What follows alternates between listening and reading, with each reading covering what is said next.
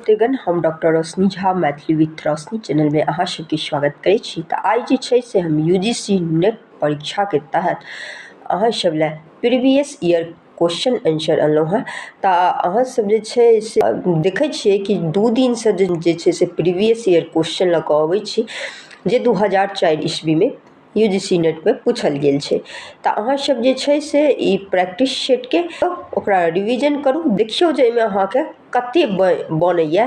तऽ ओहिके अनुसारे अहाँ जे छै से बुझि जेबै जे हम कतेक पानि में छी से। तऽ अहाँ सब जे छै लागै तऽ लाइक, सब्सक्राइब और शेयर कऽ देबै।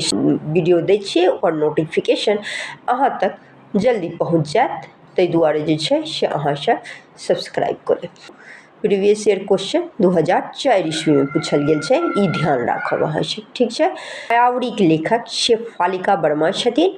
निबंध माला के लेखक के छै तऽ रामानाथ झा छथिन। फल मनुष्य के लेखक के छै तऽ योगानंद झा। संस्कार गीत के संपादिका के छथि तऽ कामेश्वरी देवी। में जतऽ उपमेय में उपमान सँ तुलना कयल जाइ छै ओ अलंकार होइ छै तऽ ओकरा जे छै से उपमा अलंकार कहल जाइ छै।